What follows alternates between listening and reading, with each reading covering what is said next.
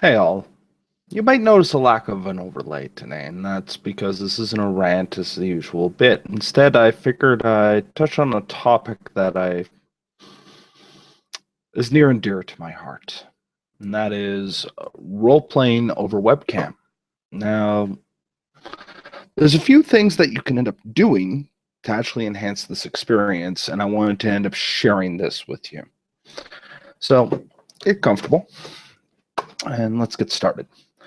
So the very first thing I would end up suggesting to anybody who's willing to end up taking the plunge into actually playing over a live cam, especially if you're like me, a very immersive player, someone who loves to just get into the character headspace and do all kinds of shenanigans. The first thing is try and end up keeping eye contact with the camera.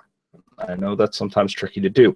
Oftentimes, you'll end up seeing my eyes go down here, and the reason is that I'm currently looking at myself on the screen. That sometimes can feel a little bit jarring, though, when I'm watching the replays again, and, well, it happens. On occasion, I might check over here to end up seeing my notes. Other times, I might just be sitting back and observing somebody else play, and when they come on screen in Google Hangouts, they eat up a good chunk of my screen. So it's pretty hard for me not to pay attention. You want to know what? I just sit back and I enjoy these little tidbits. Second thing I would recommend, good lighting. And for an example is right behind this camera, I have a lantern that is illuminating me forward. And I also try and end up keeping a secondary source of light. That secondary source of light is actually my secondary monitor that I end up using. Anything to keep yourself well lit. You notice that my background tends to be faded, and I can play around with camera settings and all that. And one of the tricks to it, if I may, and let's see if I can do that, is just to lower. Yeah, there you go. You can end up doing a bit more atmospheric. You can maybe drop down the saturation. Say I'm playing a vampire game. I really don't want to have this very high amount of pigment. On the other hand, when I was doing the digger video, I ended up turning my saturation all the way up, and this gives a neat little effect that has this high contrast. You can change the feel of a character just by changing around your lighting and some of your camera settings. Play around with that and have some fun. You can do some very extreme examples, such as what I did for Digger, illustrated right here. The reason you want good lighting is because even if you have a terrible camera, if the lighting is good, usually it'll help compress. I find my videos are actually worse when I don't darken my background a bit. It has to do with compression and people who are far more technical minded than myself. So, what else can you do? Well, in Google Hangouts, there is in the Hangouts toolbox a lower third. I'll end up making a video on these details a little bit later if it warrants it, but just as an example, this is a character I'm thinking about throwing up now. There's a few things kind of off with this overlay, but you've seen me build overlays before, but this is the default one. You throw a picture on there, you throw in the character's name and what have you, and you're ready to go. You're rocking and rolling. Here, congratulations. You can just jump in. We can end up ending the video right there. But maybe you want to take it a bit further. Something simple I end up finding that ends up helping me out is something as simple as a prop. These are a pair of glasses my sister used to wear, and she has a lot smaller of a head than I do. So these barely fit. In fact, they don't. However, wearing this kind of thing ends up bringing out a whole different kind of character, doesn't it? I just standing here, I feel really big, but I don't feel so certain. I'm got a bit more of a nasally voice, and my name's Dudley. Pleasure to make your acquaintance. I'm your IT guy. Just you can end up playing around with that and have some fun making a nervous character, or just the way you end up dressing can say a lot about a character. Another thing that can actually say a lot is the camera itself, its positioning. What do I mean by that? Well, Dudley is supposed to be physically imposing. You know, he's 6'4", 6'6". And in order to do that, I might end up stepping a little closer, and I might make the camera a little bit more tilted up. So now this right up here is my eye level. But I need to look down in order to see. This gives an impression of height. On the other hand, if I was playing a shorter character, I might, if my camera wants to agree with me, and let's see if we can make it do that, place it up here and have it looking down on me. And then all of a sudden, oh my God, I'm sorry, I didn't mean to do anything. Don't mind the garbage in the background. I need to end up cleaning up. But I think you get the idea. Like right now, I'm looking up at you. You must be absolutely huge, or I might be more dwarfish. This gives people the point, and especially when you start looking around and oh dear me.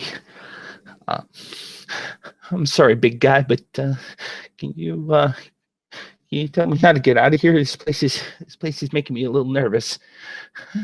No, it's okay. It's okay. Please don't. You can end up playing around with little things like that, and these little tricks start giving impressions about the character.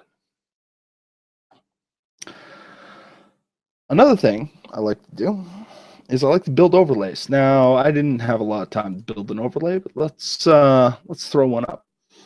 This is a simple example. My character's name and a little quotation I like to end up doing just to end up reminding me of what kind of character I'm playing. Like I said, Dudley is not all that confident. He doesn't have this amazing charisma that just grabs the room and commands respect. No. In fact, you're more likely to spit on him, as you should, because he's a filthy caitiff. However, when you're primarily brain and you decide to end up doing bodybuilding because you know that might end up getting you the girls, but they were still laughing at me, then I made them stop laughing at me. I don't know what happened. I just got so angry. Then her blood was all over my hands and her twisted like pretzels. Oh God. You might end up making a character that's a little bit darker, maybe more depraved. Fun little trick for that is if you take anything, really doesn't matter what it is, but if you take something and just jar it in your camera to put it on an angle, this feels really unnerving after a while. Everything's tilted. It just doesn't line up. Everything's off kilter. And because of that, you can start playing those parts that are really, really deranged. Something is wrong with this person. It's okay, though. It's okay. I mean, we're going to get out of this, right? We're going to get out of this. I'm sure we will. We're going to get out of this, right? Right, big guy? Come on, please tell me. Tell me we're going to get out of this.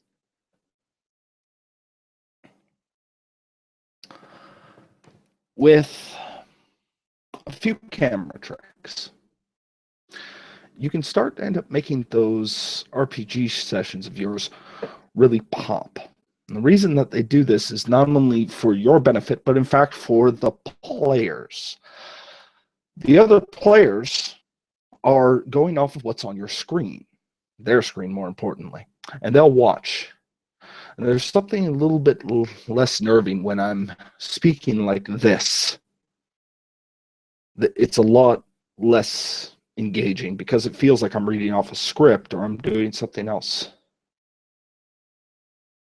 But if my eyes are focused on that camera, suddenly I'm not talking anymore to anyone else other than the person watching, usually the other players, and that grabs their attention real quick.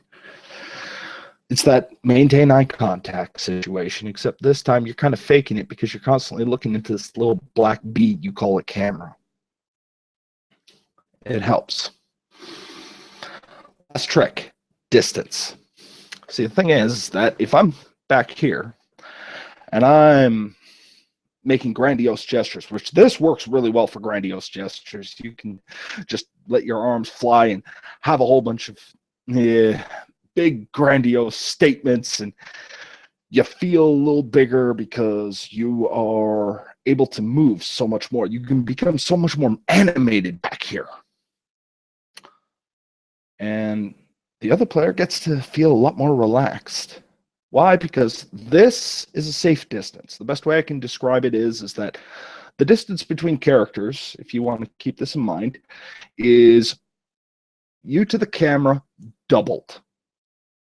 I know it's a weird thing, but it's the best way I can describe it is that it's kind of like looking in a mirror. Whatever the distance is between you and the mirror, the distance between you and your reflection is effectively doubled. So this gives that sense of calm, that sense that everything's all right. Hey, we're just sitting out, we're relaxing, we're hanging out, everything's good. So when you flip the script, like I like to do, you can get a little bit closer. Now all of a sudden we're getting a little bit more personal, like we're sitting pretty close to each other. And then, as demonstrated before, we can get extremely close. And at this distance, I'm in your comfort zone. I'm making things purposely uncomfortable for you. This builds tension. So if you want to end up raising the stakes just a bit, you can't be as animated. Notice how close my hand has to be to my face to do the hand gestures that I love to do. But still, there's something unnerving about being this close to the camera. Something that says, I'm in your personal space. What are you going to do about it? You can have some fun with these.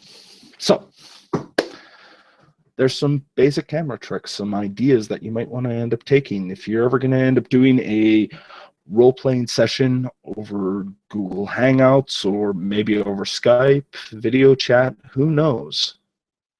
Consider these. It might just bring that session that one notch a little higher.